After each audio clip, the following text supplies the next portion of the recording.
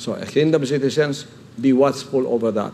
There is a circle within the kingdom nation, which is the Holy of Holiest, which is inviolable, which is the father and son relationship. Don't go near that na kuryente mo.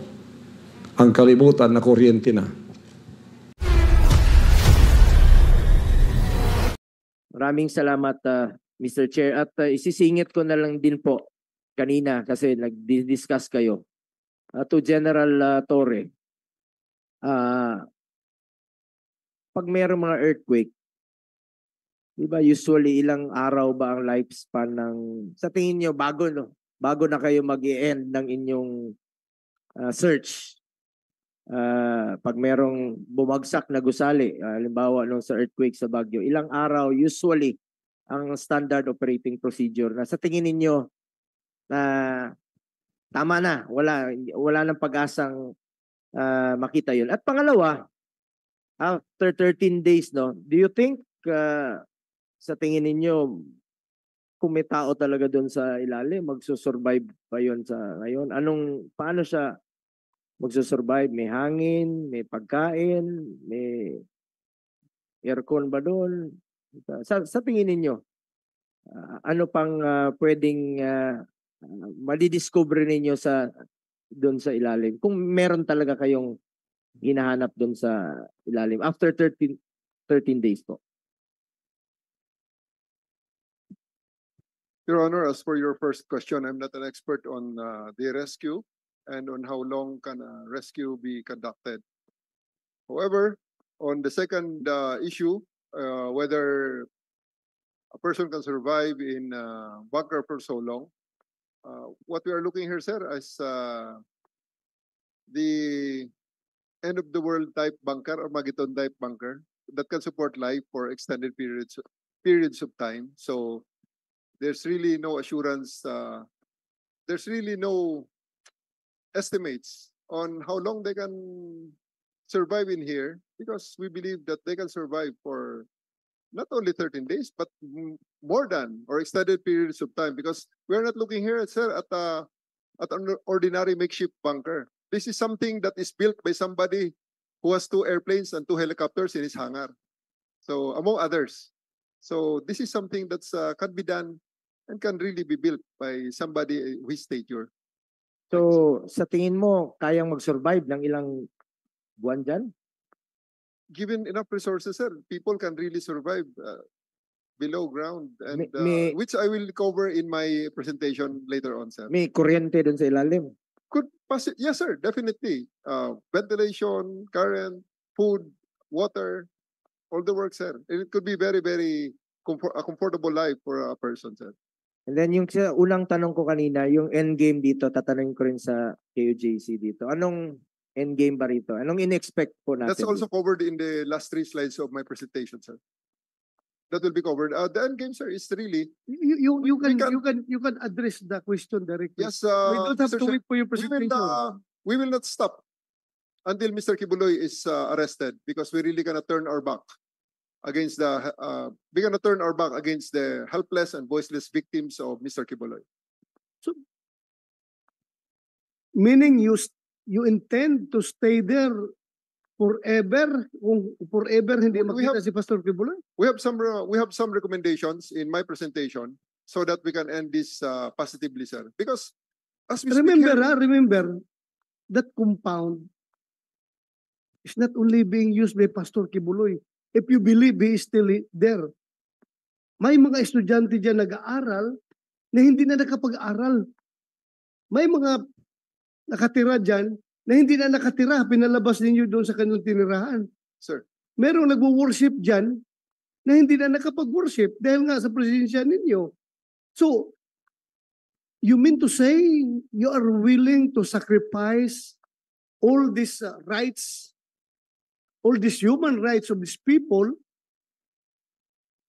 because of your firm belief that Pastor Apollo Kibuloy is still there inside that bunker? Talaga naniwala ka na may bunker dyan sa ilalim? Yes, sir. Sir, if I may, sir. Yeah. We are this tenacious in in serving these warrants because there are multiple warrants for this person. One of the warrants came out on August 8, 2024. Okay, you Um, don't need to discuss those warrants. Alam na natin yung lahat. It is available in open source. But, Alam but natin this yan. is quite something. Sir. Ako mismo, I am appealing to Pastor Kibuloy if kung po pwede sana, kung gusto lang niya, I have been a law enforcer before I become a lawmaker. So obviously, my bias is on the side of the law. Since he is facing a warrant of arrest, I am encouraging him kung pwedeng isubmit niya sarili niya sa korte. Pero, again, nasa kanya yung desisyon na yan. He has all his personal reasons kung bakit ayaw niya mag-surrender. Alam po yan. Pero, talaga bang desidido kayo na uubusin yung mga araw para lang makita siya dyan kahit na wala na kayo makita? Please Sige, allow us, sige. sir, to Magprangkahan tayo dito. Magprangkahan tayo. for a Okay. comprehensive answer, sir. Please allow us to present our side in the presentation. Sir. We will answer all of Okay, those. Sir. okay.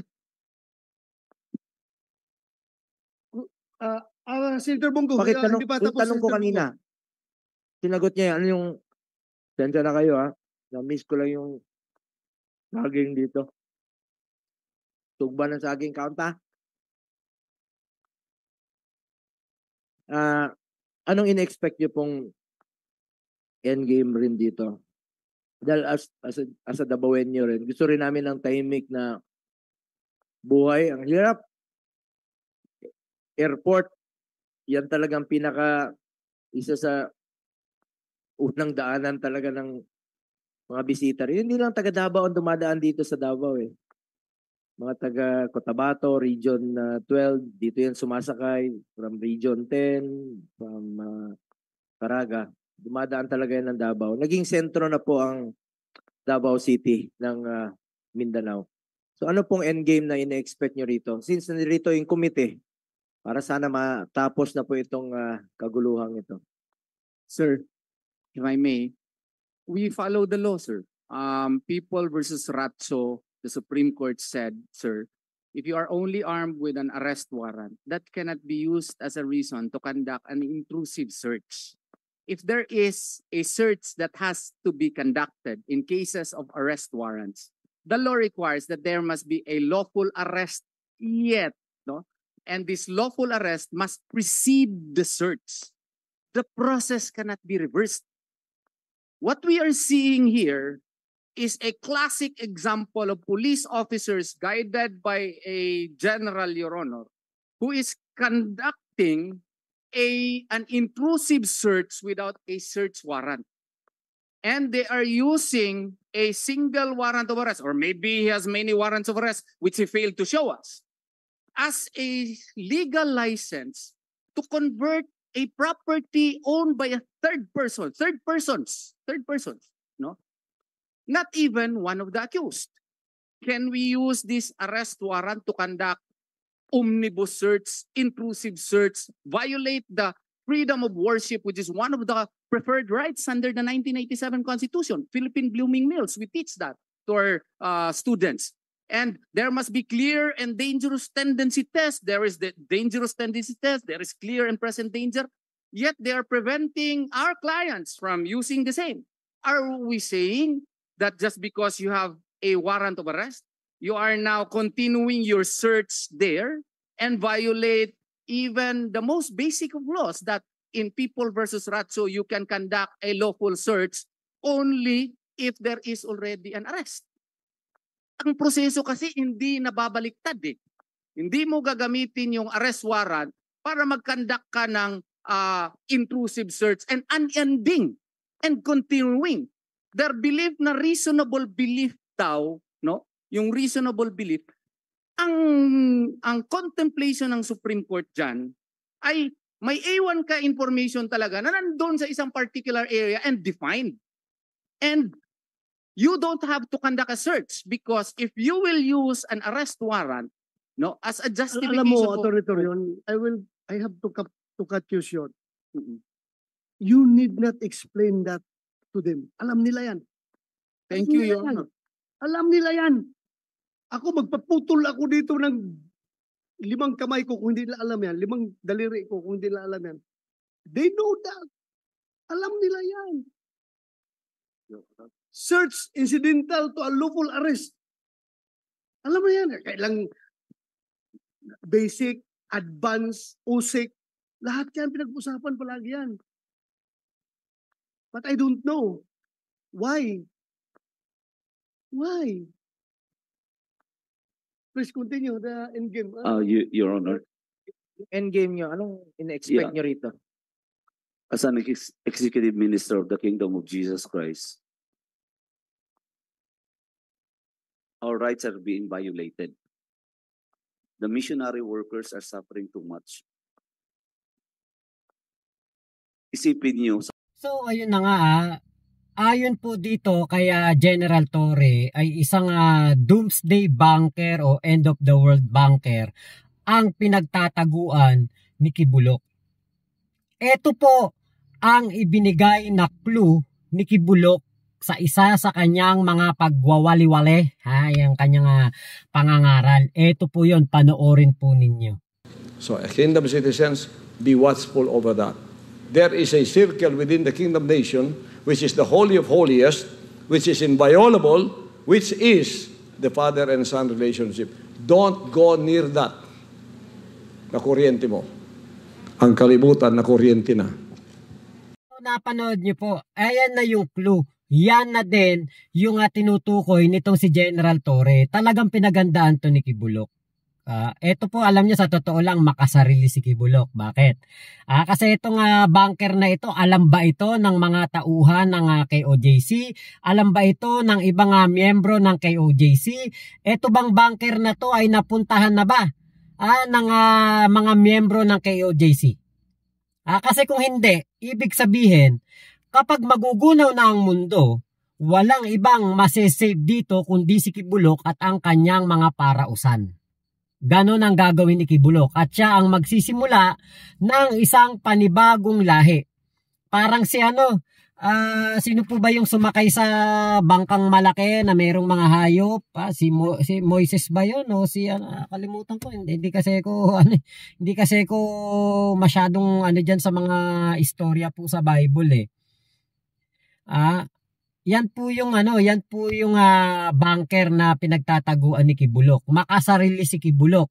Bakit? Diyan sa bunker na yan, hindi siya magdadala ng hayop. Ang ilalagay niya diyan ay kanyang mga magiging asawa. Yung kanyang magpapakalat ng kanyang lahi.